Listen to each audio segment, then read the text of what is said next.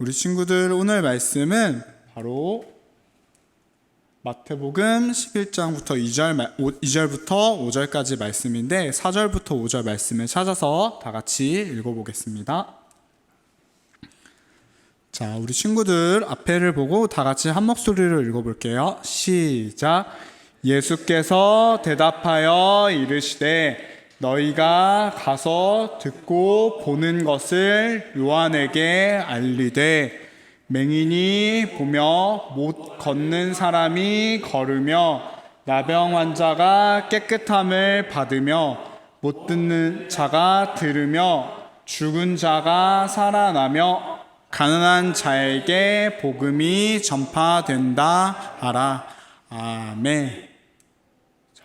오늘은 우리가 AD 1년 그때라는 제목으로 함께 이야기를 나눠보려고 해요. 먼저 우리 친구들 지난 시간에 어떤 이야기를 했었는지 한번 다시 돌이켜 볼게요. 바로 과거의 이야기였어요. 그래서 어제 기원전 700년 그때 지도예요. 그래서 보면 이스라엘, 유다를 둘러싼 수많은 강한 나라들이 있었어요. 그래서 이스라엘 사람들은, 유다 사람들은 강력한 나라들이 공격해 올 것을 걱정하고 두려워하고 그 전쟁의 공포와 두려움 속에서 살아가고 있었어요. 절망 속에서 하루하루를 보내고 있었어요. 그때 하나님이 이사야 선지자를 보내셔서 이렇게 말씀을 전해주셨어요. 그때에 맹인의 눈이 밝을 것이며 못 듣는 사람의 귀가 열릴 것이며 그때에 저는 자는 사슴같이 뛸 것이며 말 못하는 자의 혀는 노래하리니 이는 광야에서 물이 솟겠고 사막에서 시내가 흐를 것임이니라 라고 하나님이 바로 이스라엘 사람들을 회복시키실 것이라고 말씀하신 것이었어요. 그런데 어떤 일이 일어났을까요? 이스라엘 사람들이 주변에 있는 강한 나라들을 모두 물리쳤을까요? 아니요. 이스라엘 사람들은 다시 하나님께 죄를 지었고 나라를 빼앗기고 많은 사람들이 노예로 끌려가고 말았어요. 사람들은 하나님이 회복시킨다고 하셨는데 완전한 회복은 이루어지지 않는 것 같았어요. 오늘은 그때로부터 700년이 지난 과거의 이야기예요. 800년이 지나고 어떤 사람이 고민에 빠져 있어요. 이 사람은 바로 누구냐 하면 세례 요한이라는 사람이에요. 세례 요한이 감옥에서 걱정과 근심이 많은 얼굴로 무언가를 고민하고 생각하고 있어요. 먼저 이 사람이 어떤 사람인지 함께 이야기를 나눠볼게요. 바로 이 사람은 어떤 사람이냐 하면 이사야 선지자가 예전에 얘기했던 사람이에요. 외치는 자의 소리여 이르되 너희는 광야에서 여호와의 길을 예비하라. 사막에서 우리 하나님의 대로를 평탄하게 하라. 이사야 선지자가 얘기했던 그 광야에서 여호와의 길을 예비하러 온 사람이 바로 세례 요한이었어요. 세례 요한은 광야에서 예수님을 소개하고 예수님에게 세례를 베풀었던 사람이에요. 예수님이 우리의 구원자라는 것을 알고 사람들에게 예수님을 소개하고 먼저 예수님의 길을 예비하였던 사람이에요. 그런 사람이 감옥 속에서 무엇을 고민하고 있을까요? 선생님이 세례 요한은 이런 고민들을 하고 있어요. 구약의 예언들이 어떻게 성취될까? 예수님이 오셨는데 왜 아직 예언의 말씀들이 이루어지지 않는 거지? 왜 완전한 회복이 이루어지지 않는 것처럼 느껴질까? 그래서 제자들을 시켜서 제자들에게 예수님에게 이렇게 질문을 해달라고 얘기했어요. 예수님, 당신이 우리가 기다리던 메시아가 맞습니까? 아니면 우리가 다른 사람을 또 기다려야 합니까? 라고 질문했어요. 예수님이 이 말씀을 들으시고 세례 요한 제자들에게 이렇게 말씀하셨어요.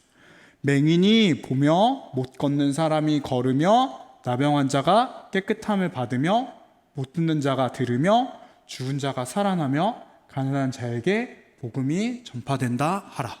그래서 예수님이 이 땅에 오셔서 하나씩 이루셨던 이적의 말씀들을 정리해서 얘기해 줬어요. 예수님이 행하신 일들을 제자들에게 가서 전하라고 말씀하신 거예요. 우리 친구들, 그런데 이 말씀 뭔가 익숙하지 않나요? 바로 이사야 선지자가 얘기했던 그 예언의 말씀들이 700년이 지난 그 시점에서 하나씩 이루어지기 시작한 거예요. 그래서 회복이 시작된 거예요. 구원의 그 예언과 약속들이 하나씩 성취되기 시작한 거예요. 그런데 사람들은 또 다른 생각. 그러면 모든 것이 회복이 되고 이제는 슬픔도 고통도 없는, 눈물이 없는 상태가 되어야 되는 거 아니에요? 근데 여전히 사람들은 하나님께 죄를 짓고 있고 슬픔과 고통과 눈물 속에 살고 있었어요. 사람들은 이제 예수님이 오셨으니까 이제 우리 이스라엘이 영원한 나라가 되어서 주변의 나라들을 모두 물리치고 우리가 전 세계를 지배하는 그런 나라가 될 거야 라고 생각하는 사람도 있었어요. 하지만 예수님이 보여주신 방법은 전 세계를 지배하고 정복하는 것이 아니고 십자가에 못 박혀 돌아가시는 것이었어요. 우리 죄를 대신해서 우리 죄를 용서하기 위하여 십자가에 못 박혀 죽으시고 3일 만에 부활하셨어요. 이를 통해 우리는 죄를 용서받을 수 있게 되었고 하나님의 자녀가 될 수 있어요. 예수님은 이 땅에 오셔서 많은 일들을 이미 이루셨어요. 구약의 그 약속들을 하나씩 이루셨어요. 그리고 앞으로도 많은 예언을 반드시 이루실 거예요. 그래서 예수님은 바로 우리의 소망이 되신 예수님. 우리가 다음 시간에는 예수님이 모든 일을 성취하실 때 무슨 일이 일어날지에 대해서 같이 이야기를 해보려고 해요. 정말 기대되지 않나요? 우리 친구들 소망이신 예수님이 지금까지 이미 약속을 이루셨던 것처럼 앞으로 어떤 약속을 이루실지에 대해서 우리를 어떻게 완전히 회복하실지에 대해서 기대하는 마음을 가졌으면 좋겠어요.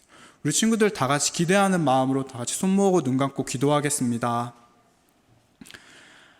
하나님 아버지 감사합니다. 주님, 오늘은 예수님이 구약의 약속을, 예언을 이루시는 것에 대해서 함께 이야기하고 알아가는 시간을 가졌습니다. 주님, 우리 친구들이 이미 이루신 예수님의 약속을 믿고 또 앞으로 이루실 약속을 기대하는 마음으로 살아갈 수 있게 하여 주시옵소서. 우리 친구들에게 예수님이 유일한 소망이 되며 유일한 구원자가 될 수 있게 도와주세요. 예수님의 이름으로 기도하였습니다.